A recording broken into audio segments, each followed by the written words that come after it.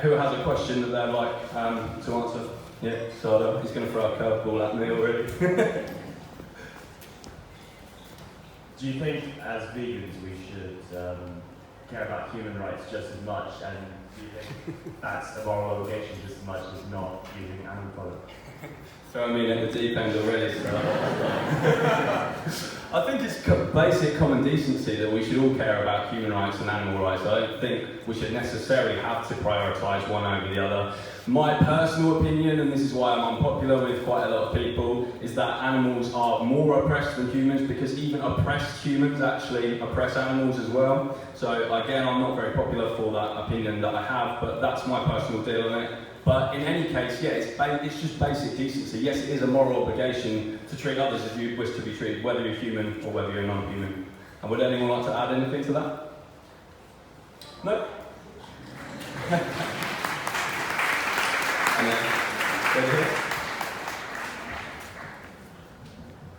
So my sister often says she cares about both, but she finds it hard to give so much time to so much. So that's her reason for not going vegan. What would you say to someone who wants to, but they just feel it stresses them out too much to think about all of the problems in the world? Yeah. We all have time to not be prejudiced towards one kind. I saw a great post actually the other day by one of my friends on Facebook. It said, saying like I don't have time to go vegan is the equivalent of saying something like, what? Not be racist? I can't do that. I'm already busy not being sexist. It's like, taking less time. It's not. It takes no more.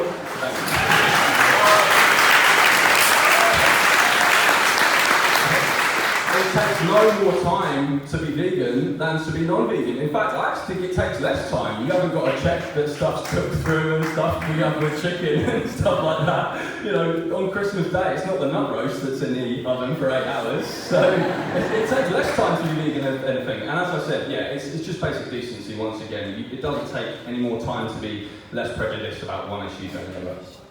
Anyone want to add to that at all? You wanted to add to that?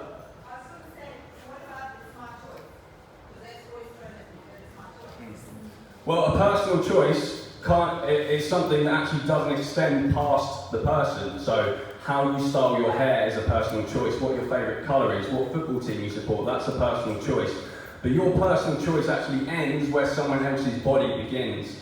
And carnism is a violation of somebody else's bodily rights. It can't be a personal choice anymore. It's a personal choice to assault people. It's someone else's body that's being involved in that. And note how I use the word someone rather than something, because we've been very much conditioned to see animals as things, as objects. That's why, including many vegans do this. Many vegans are guilty of this. They still call animals it, instead of he or she. And that's part of that carnist conditioning that we have. But it cannot be a personal choice when somebody else is involved in your decision to harm others.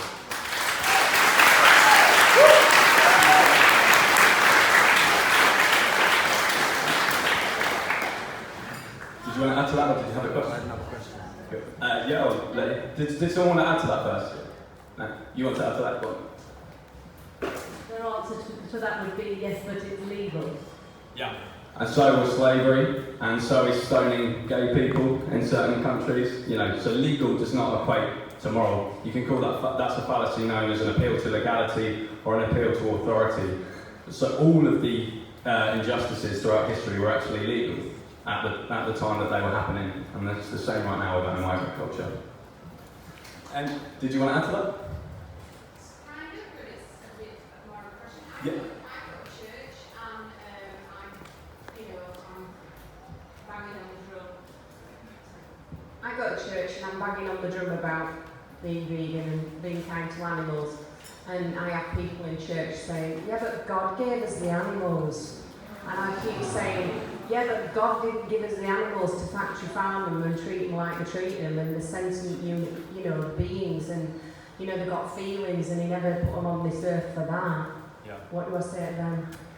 There's a very, very quick rebuttal that you can give that a lot of people actually overlook to the God put them here for us to eat. And the answer is no, we put them here for us to eat. Those are domesticated animals. Unless you think that that's God's fist going up the cow and impregnating them. It's not, it's humans who do that. So we put animals here for us to eat. God had nothing to do with it. Did you want to add to that bit? I just have a question. Oh yeah, go on.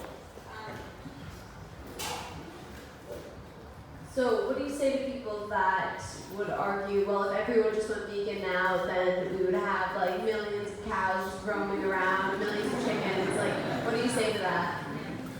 Yeah, so these people don't understand the concept of supply and demand, and the world isn't going to go vegan overnight. It'll be a slow and gradual process by which, as the number of vegans actually goes up, the number of farmed animals gradually goes down, so they're bred less and less over the years. So more vegans actually equals fewer farmed animals, more meat eaters and dairy eaters and egg eaters actually equals more farmed animals.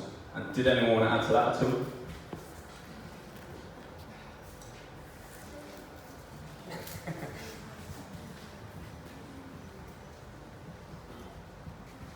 Thank you. It's quite interesting, that one, because the opposite side of that is that you get the argument, but if we didn't eat these animals, they wouldn't exist. So you're almost getting two opposite arguments, both against veganism, that they can't both exist at the same time, can they? So that's it. It's called Schrodinger's cattle, that one. So it's a contradiction. And 1 minute they'll say the animals will overpopulate, and there's none of the animals will go extinct. It's like, well, which one are you actually concerned about?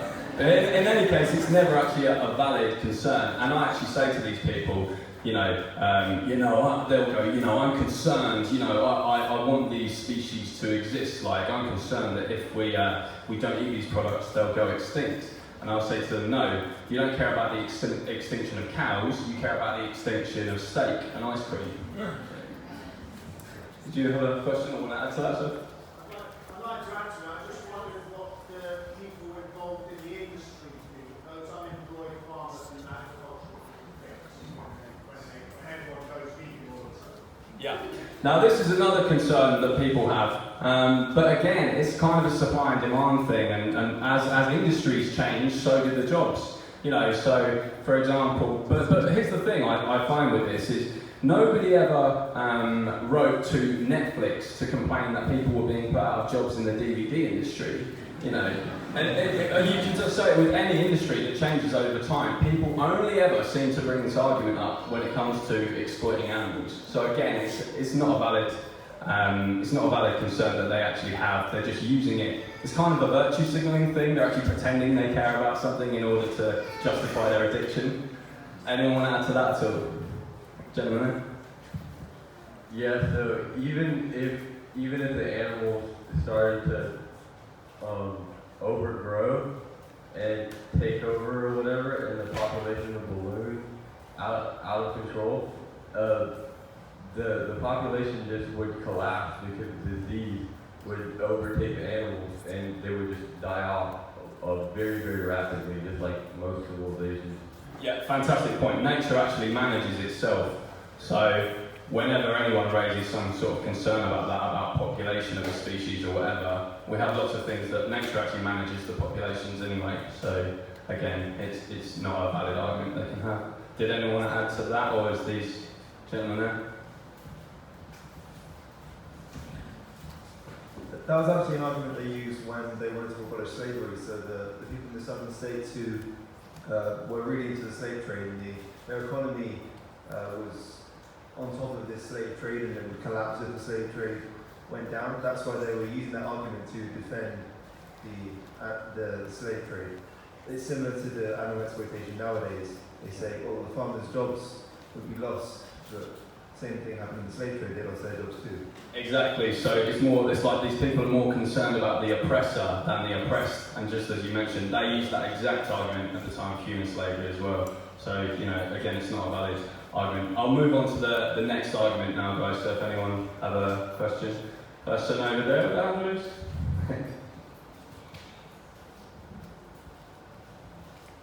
What do you say when someone says, how dare you eat all the plants because the plants have feelings? Firstly, ask them if they're a plant rights activist.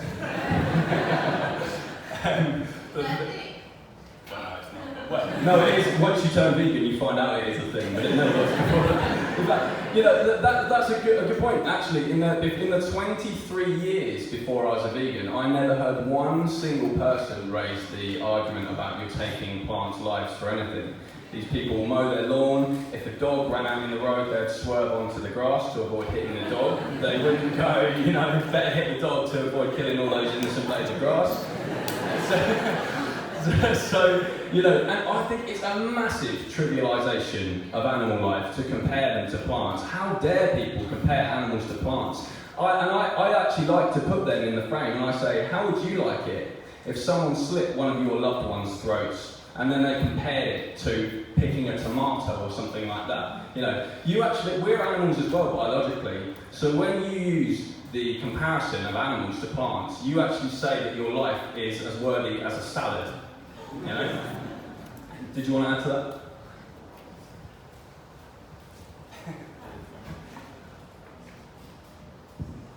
I think they also forget, like a good comeback would be all the fields and the rainforests that are getting destroyed to feed the cows that they eat.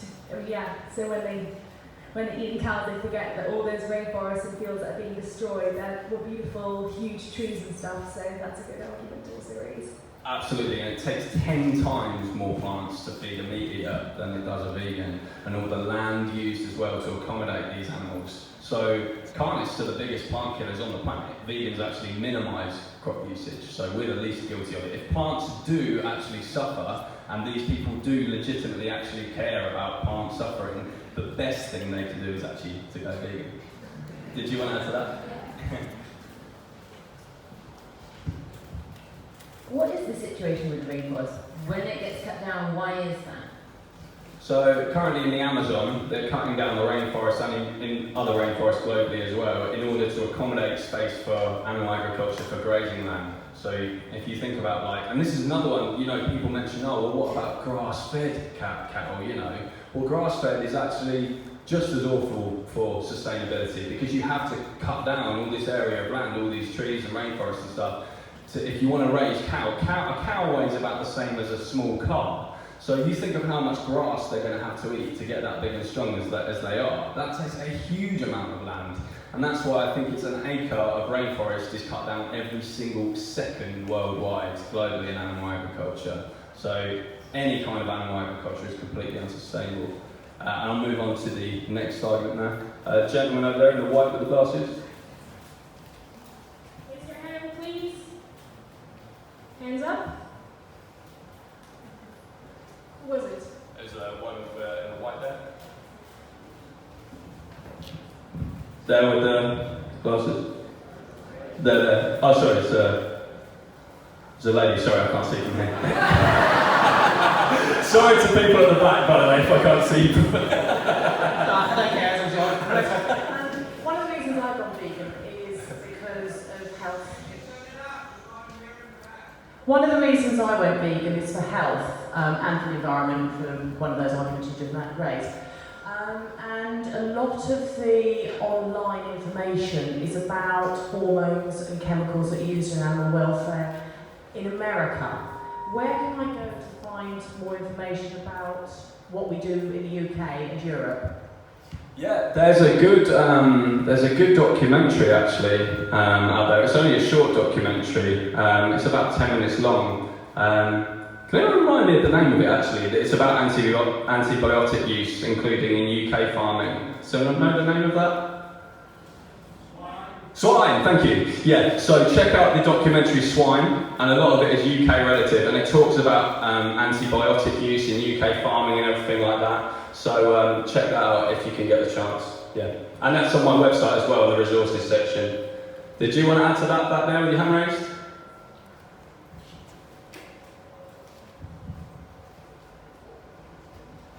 I just wanted to say as well that as well as Swine, there's an older documentary, The Land of Hope and Glory. It's all about British farming, including RSPCA. So if you want to learn about British farming, because Earthlings is very American based, and Dominion is Australia, but Land of Hope and Glory is where they talk about the RSPCA assured farms and all the kind of mess around that. So it's definitely worth checking that one out. Yeah, another really good documentary. Yeah, thanks for mentioning that as well. Did you want to add to that there on the left by the window? Another question? Yeah, we'll go on to the next question. So although you briefly touched upon it, one of the main things I end up arguing with people was the idea that it's okay for them to eat meat as long as it's British, hand-reared, sustainable, grass-fed. And I've argued this to death 1,000 times also. It's like it's a script. So what can I finally say just to get the point across? You can say that there's no right way to do the wrong thing. So there's no nice way to there's no, just as there's no humane way to mug someone or to rape someone or to sexually assault someone, anything like that. There's no nice way of doing the wrong thing to animals either. And I use what's called the victim replacement strategy in this. So I asked them, what would be your ideal conditions for a farm and a slaughterhouse? And they said, they'll get loads of room to run around and then blah, blah, blah, and then a bolt gun in the head of the slaughterhouse, they don't feel a thing. And I say, okay, if I set up a Labrador puppy farm with those exact conditions that you just said would be ideal, would you support that? And they really do, and they'll just say, well, no, because dogs are pets and pigs are food or whatever it is. And that just sort of exposes their hypocrisy in that circumstances. So they know it is wrong if it's with a different victim. They're just conditioned to think that something is okay to do to the victim. We've been conditioned to think it's okay to harm. Does anyone want to add to that at all? Person at the back there, hand up, blonde. I think. Yeah, so I actually work with someone whose dad owns a farm and they breed cattle and pigs, pretty much everything. And her kind of argument to me is, this is all I've ever known, I know exactly where my meat comes from, my dad looks after the animals, and I feel like I just can't win with her. Yeah, I think there are some people that are much harder to change than others, but I mean, you can mention to her that actually there are a lot of vegans who have turned vegan from working on the farm. They've actually made that connection and they've questioned themselves and said, well, just because I've been doing this all my life, does that necessarily make it right? You could apply that to any oppression in history once again. Okay, so time of slavery. Would it have been okay if someone grew up on a slave plantation and was a slave owner and they said, I know where this product is sourced from and everything, so that makes it okay? No, of course it doesn't. But I mean, and this is what I say during outreach demos and stuff like that for Anonymous for the Voiceless, generally, if I talk to a farmer, I generally try and end the conversation fairly soon because there are some people that I just know I'm not going to convince. With your friend it might be different, but there's generally people who actually will listen and you can move on. It does waste time sometimes to talk to certain people. Does anyone want to add to that? Has anyone got a better solution to that? Sonia? I just want to add that there is a documentary called Peaceable Kingdom that I think it's very useful in these situations because it's from the perspective of an ex-farmer who used to have a farm and changed it to a sanctuary and made a connection. So I think it's very useful in these cases. Just repeat the name of the documentary on the microphone, sorry, Sonia, just behind you. Peaceable Kingdom. Peaceable Kingdom, and that's about Yeah, it's about an ex-farmer who made a connection and changed his farm, to a sanctuary, and it's really, really useful for these type of people. Fantastic, yeah, so that's one I'll check out as well. That's my website as well, so. Sorry, I'm missing the first word of that film. Peaceable Kingdom. Yeah, Peaceable Kingdom, yeah. Thank you. Did anyone have another question they would like to ask? Person in the middle there sat down. Take the mic. Raise your hand, please. Sorry for all the running around you had to do with the mic. I wasn't expecting this many people actually. I was just going to add to the previous topic. Sure. The Vegan Society have a Grow Green campaign, so you can suggest that to farmers. I've also heard of a farmer changing his dairy farm into solar and biofuels. So you can give farmers other options, and a lot of the dairy farmers that I've spoken to have said that their farms are in a lot of debt. So you can say, okay, so the plant milks are growing, so there's a market that you can move towards. Great point. Yeah, we actually do have resources that can actually help farmers convert their farms into things like sanctuaries or crop farms. So the Vegan Society, as you mentioned there, and also Viva, I think, run a similar campaign on their website as well. So we've actually got the resources available. Thank you for mentioning that. We'll move on to the next argument. Does anyone have another one? Yep, Sabira? So my sister's always saying to me she can't go vegan because she just simply doesn't care about the animals. My sister, so whatever I say to her, she says, I don't care about animals, so what do I say to her? Yeah, very good question, Sabira. So, in this case, I always say, well, look, just because, and I think this is the hardest argument, by the way, to deal with, because often when people just don't care, it's really, really hard to convince someone. Now, what I would say in that situation is, look, there's plenty of people that I don't care about, but it's just being a bit decent human being. I might not care about the person who walks past me on the street. That doesn't mean I can enslave them and exploit them and kill them. It's just about being decent and treating others as you would wish to be treated. I mean, as I say, sometimes some people can just be a waste of time to argue with. Does anyone want to add to that point, actually? Go on, Yida. You could also take the environmental thing, like the planet's going to die, so if they don't... She just doesn't care. Yeah. Cool, Joe. Yeah, one thing I've been working on in my advocacy is having a more rights-based approach. So I like to first establish that animals are aware, and once people agree with that, asking them if their lives should be valued. And then from that, if we use them, is that a violation of their rights? So that's, if people don't think animals are aware, I think it's really hard to get them to care. But if you show animals interacting with other children or those types of things, and show the Japanese pufferfish building a formation on the seabed, all of a sudden they can see fish have meaning and that sort of type of thing, yeah. Yeah, good point. So actually a lot of time it's because people actually haven't seen a certain thing. They just might not have seen certain slaughterhouse footage or animals doing magnificent things and showing their intelligence in unique ways. There are the people who literally just don't care about anything, even to the extent that they don't even care about their own health. So it's environment, ethics, health, they just don't care about any of those. As I say, some of those people are just a complete waste of time. Did you want to add to that? Or just wait for you to have the mic.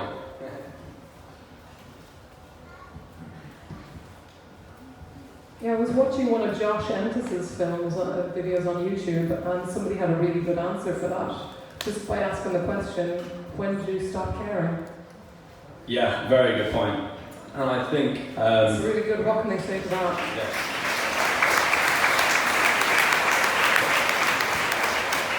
And that makes them realise as well that actually when they're a child, I think they actually would have wanted to protect animals. And if they were to see someone hurting a dog or something on the street, they would have cried their eyes out. So what was the pivotal moment where they just said, I don't care anymore, and how can we break that conditioning? I think that's something we need to think about as vegans as well. Did you want to add to that? Person with the hand up there? Hi, I actually wanted to backtrack to the Christian person who asked a question a while back. I've been doing a bit of research into religious reasons why people go vegan or they decide not to. And one thing that a lot of the Christian vegans brought up in my questionnaire was about the argument of original sin, that it wasn't until after the original sin that people actually started to kill each other and hurt each other and hurt animals and kill animals. So that could be one argument that might be useful. And there's also a book you might want to look up, which is Animals in World Religions by Lisa Canera, which is really useful. It's actually a vegan who's written it. It's about arguments for being vegan from religious perspectives. Yeah, good point, thanks. And actually that's reminded me, and I can't believe I didn't mention that. If you go on my website, Carnism Debunked, if you go to the other section, there's a section called What Does Your Religion Say About Harming Animals? And I've actually compiled various verses from all the scriptures for each religion and quotes from notable figures as well from those religions that speak out against harming animals. So definitely check that out on my site if you're having a problem with the religious arguments. Person with a hand up there. Hi, thanks. This is really good so far, so thanks very much. Thanks. Arguments about bees and honey, I find that quite difficult. Yeah, I think a lot of people find it harder to care about insects than they do about certain mammals. I think there's a certain biological reason for that. We tend to sort of care more about beings that sort of resemble us more in certain ways. But in any case, it's just the basic principle of not taking what isn't yours. That's a very good phrase you can remember as well. When people say, oh, I can't give up honey and stuff like that. You say no. With veganism, you don't give anything up. You just stop taking what isn't yours.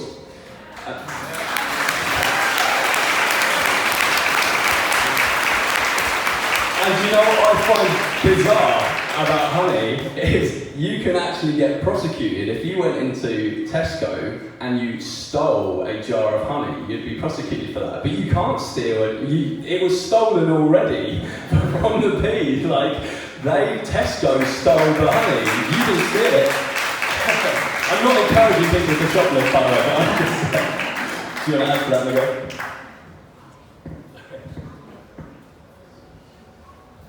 It's quite an interesting question. I saw a video a while ago, I don't quite remember. And normally we tend to say that meat eaters, they draw a line on which animals they can kill. So they're being hypocritical because these animals are pets, these we can kill. And these meat eaters were saying that we vegans are no different because we also draw a line on which animals can be killed. Because when we're producing, let's say, coffee, as an example, some animals will end up being killed. So we're also drawing the line because most of us know that animals are being killed when they're harvesting the crops for coffee or other products. And so we're saying it's okay to kill these animals, yet we're drawing a line as well. So we're being hypocritical, just like a meat eater. So what can we say against that? Yeah, very hard question to answer. Now, what I would usually say to this is that as vegans, we must acknowledge that we do cause harm simply by existing. So you can say to people, look, veganism isn't about walking around with a little imaginary halo over your head and pretending that you don't cause any harm to this planet, to animals, to the environment. Unfortunately, we all do. But veganism is a great way of minimizing your harm. And an analogy I would use for that is, say you're a lifeguard and you see a bunch of people drowning, and would you, but you couldn't save them all, would you jump in and then just swim back and say, no, I can't save them all, so I won't bother? No, you would actually at least try and save one or two of them. So even though we are harming, by buying any products, we're harming, insects and stuff like that. It's a massive, it's a really good way of actually minimising one's harm. And also you can mention that veganism isn't so much about harm per se, it's more about seeing animals as individuals and not treating them as objects to be exploited. So it's about ending animal exploitation as opposed to so much just the idea of harm. Did you want to add to that? Oh, no, I'll just have someone add to this. So did you want to add to that in the front yet? I actually just wanted to add a little bit about the bees. Yeah, right. So I have a friend who's vegan, but she still consumes honey. So whether she's actually vegan or not is another... No.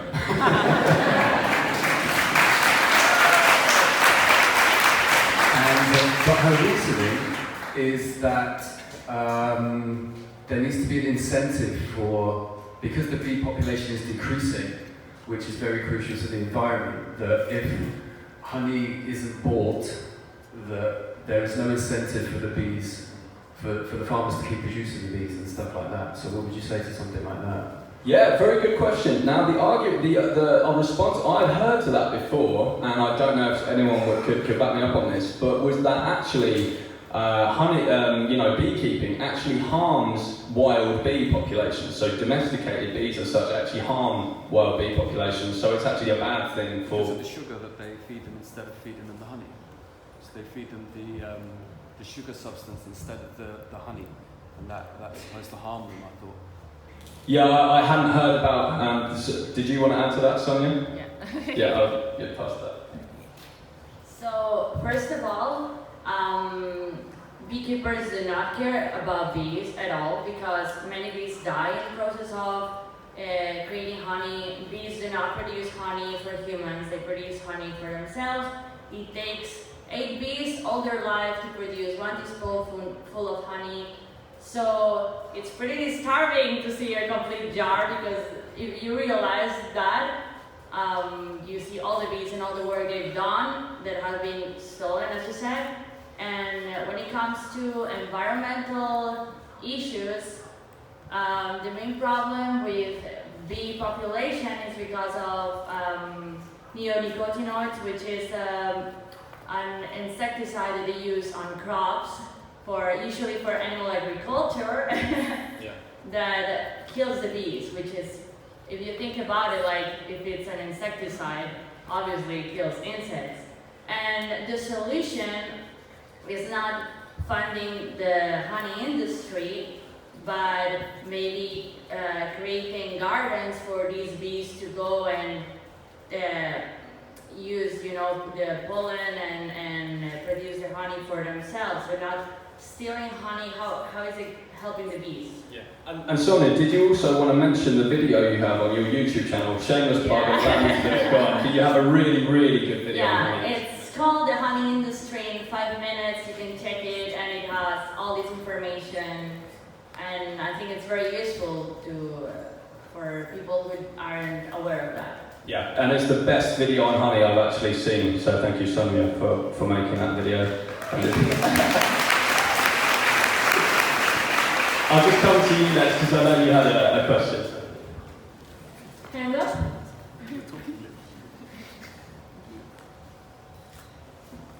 Okay, so I've got a friend who's heard all the arguments, and he just looked at me and said, okay, I'll get you, you're 100% right, we all should be vegan, but I'm just too lazy to change and I can't be bothered. So it's like he's absolving himself from any responsibility despite admitting that he's lazy. What do you say to that? Yeah, and I think Gary Yourofsky said he has exactly the same problem. He said his best friend in the world of 45 years said that exact same thing to him. And he says, look, about my friend Darren, I despise his laziness, but I love his honesty. Because if you're honest with me, that avoids the conflict and having a fight from happening. And you just know, well, this is someone I'm not going to need to waste my time on anymore. And you can move on to someone else who actually does want to change. I mean, it sucks when someone says that, but at least they're being honest, and at least the argument can end there and just say, okay, you're lazy, you know. Did anyone want to answer that? You at the front? Yeah, we have them on. Oh, it's gone. Yeah, so that's probably one of the tougher objections to come up with. And if you don't mind, I'm going to plug a talk that's coming up at 8:45 tonight, which is kind of a coaching framework to avoid debates and arguments. And this is one that we can talk about. But essentially, if you go down a coaching framework to coach somebody on how to overcome that challenge, for example, if you think about what have you done in the past when you felt lazy and you've tried to achieve something, how have you done that? Or in a hypothetical sense, is what would you do if you wanted to, you know, achieve a goal, but you felt that laziness? How could you, overcome that and work with them? It's possible to overcome that. It's not the easiest one, but it's possible. Great point, yeah, very true. And did someone over here wanted to add to that, I think? I saw a hand up over there. Yeah, lady just there.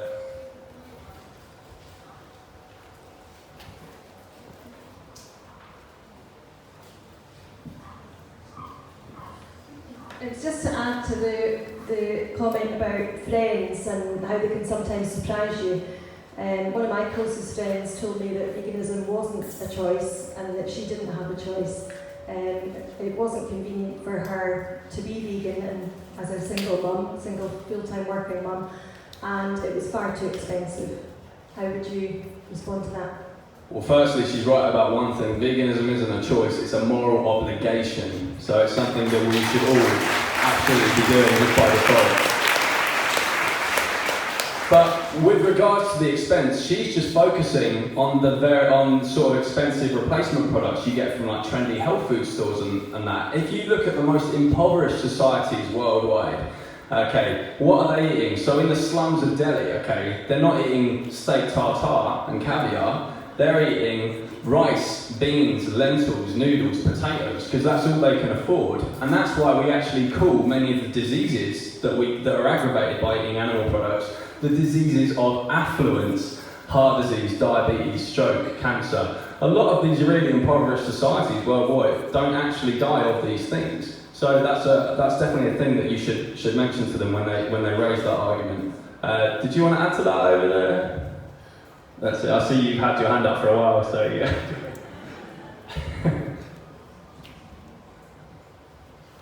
Yes, it's not adding to it, it's a separate question, but I'm a little bit guilty of this myself, but you meet vegans that own leather products that they had before they was vegan, leather belts, leather jackets, and things that they don't want to discard and think that they can, as long as they buy new leather products, they can just wear the old stuff. You just repeat for the sign language person, sorry. I'm sorry. if people, you get new vegans that are turned vegan, but they still own leather products, and they're not going to buy any new leather products, but they're happy to wear the leather products that they already have. I was just interested in your opinion on that, or whether it should be donated or discarded, or what you do with those. Really good question. I would actually personally discard them. When I went vegan, I did discard all these products because, again, when you think about it through the eyes of a different victim, say you said it was human skin, you know, you wouldn't want to be walking down the street still parading that. You know, you say, I'm a human rights activist, and you're walking down the street in a jacket made from human skin. It wouldn't make sense, right? So I would personally chuck all those products out. And so it was you with the glasses. You've had your hand up for a long time, so Hey mate, this is fantastic. Going back to honey, I've been in the honey industry for 6 years, and we're actually doing a genetic breeding of bringing back species, because you're right that commercially producing honey is affecting native bees, especially the northern black bee, which is world renowned here in the UK. Now, to breed bees and to build up a population, you actually have to take honey from the hive. You have to take the drone cells away from the hive so that they don't consume the honey, and you also have to take the frames from the hive in order to build up the population within the hive so they can see through winter, so you can split them for the new coming year. So that is a waste product. Secondly, in New Zealand, we have a honey that is from 2 animals, not 1, and it's considered a waste product. We've got aphids that release honeydew. It is secreted from an aphid. The bees get high on the sugar, they break it down into a complex sugar, and then that goes into the hive, into the cells, and becomes gelatinous. They can't actually produce their larvae in this gelatinous sugar. So the bees realize they've made a mistake just before winter. They swarm and they fly away, leaving behind a waste product, which is honeydew honey. It's over 78% honeydew, typically, for it to get that gelatinous consistency. Now, if the apiarists don't collect this honeydew honey, the bees die. So it's a waste product of an aphid, it's the waste product of a bee, and if the bees swarm towards the end of winter, they will die. So where do you stand on that? Not a question I've ever heard before, I'm going to be very honest. My personal thing would be to say I think we should avoid as much as possible ways that actually breed animals or exploit animals in any way at all. If we do have a way of keeping wild bees populations safe, then I would prefer to go with that option. I don't know if there are any other alternatives to what you said. Is someone there with their hand up? Did they want to add to that?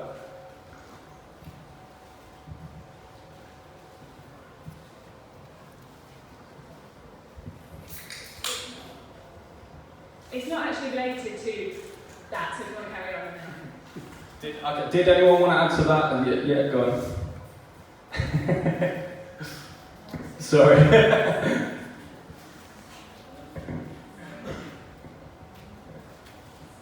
Thank you. That's a really interesting topic, and I think just to add to it, interested to hear what other people think. If that is the case, where you do have to take the honey away from the bees, that doesn't mean that we need to sell it and eat it and promote honey eating, because then we're kind of perpetuating this idea that it's okay, and people go to the store and think, well, all honey's okay because, you know, it's saving the bees. So I think if that is the case, that we do need to take the honey, I don't know, discard it or something, but it doesn't mean that we have to sell it and profit from or consume it, yeah. And the other thing is, it may be a waste product of that process, as the gentleman was describing. Then it's kind of like a slippery slope. So I have, you know, someone could say I have rescued chickens. The eggs they lay is a waste product. What do? Should I consume them? Therefore, are backyard eggs vegan and ethical? No. Right? So we kind of have to be very mindful as vegans that if something is a waste product, doesn't mean we have to eat it or sell it or promote eating it. You know, just because something comes from an animal, just leave it. Yeah, no, fantastic point. Fantastic point. I'll go back to the lady there who wanted to ask a question originally. So.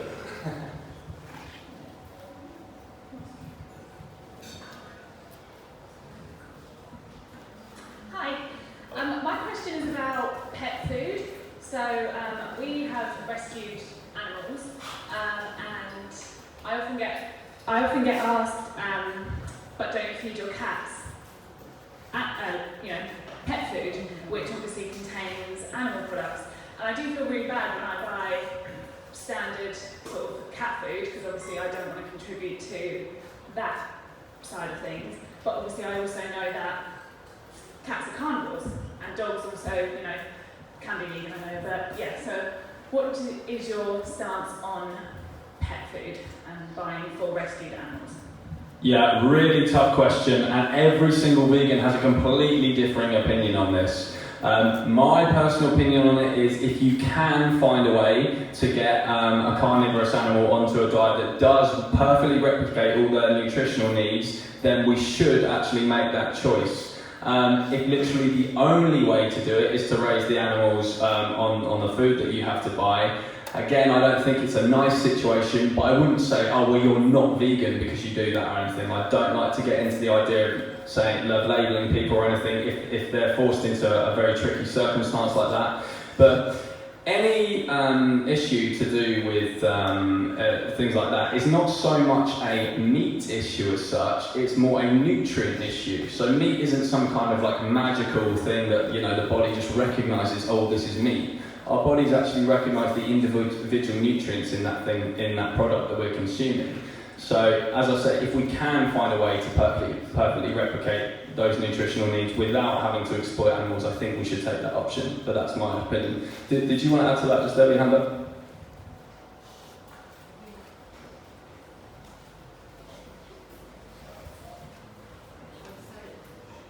Who is it?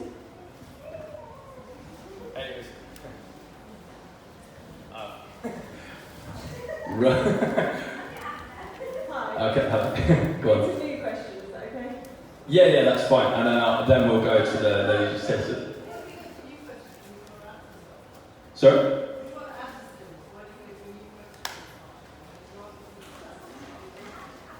I'm just trying to move on to the next question. Sorry. Go on. It was another argument that we hear, and I'd like a quick answer for, is that there are a lot of human issues in the world, so why pay attention and spend energy in changing your life to support animals when there's only human issues to support?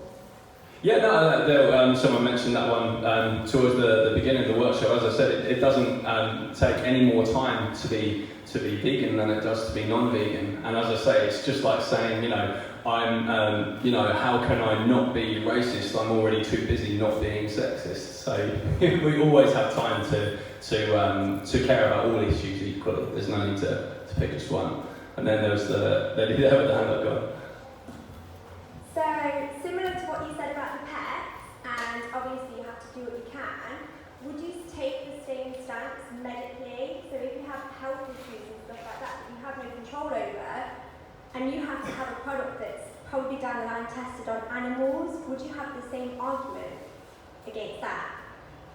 Well, there's no food product that we'd have to take that's tested on animals. There's always a different variety of foods. Medication is all by law tested on animals in whatever country.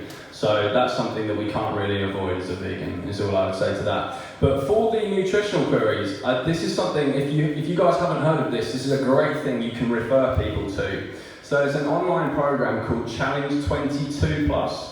Now, many of you would have heard of that. It's a really good online mentoring program that helps people to go vegan over 22 days. Now, if anyone is saying, I'd like to go vegan, but I have to eat this product, or I can't eat these products, this program has professional vegan dietitians on board that you can refer them to. So it's really worthwhile to sign up to. Again, that's on the resources section of my website. So refer them to Challenge 22.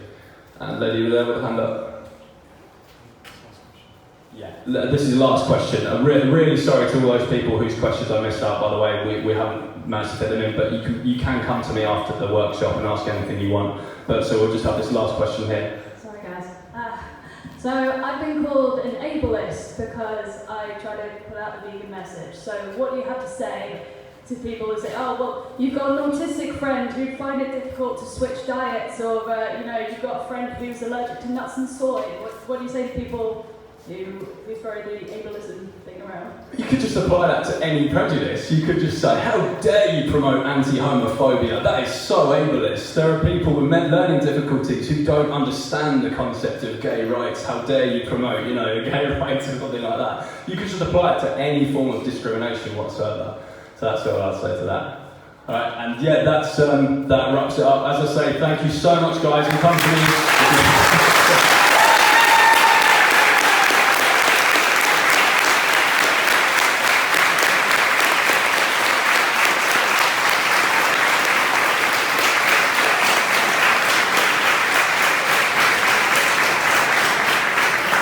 Thanks so much, and apologies again that I couldn't fit in all of your questions. I'll be outside for anyone who does want to talk to me, so I'll see you outside.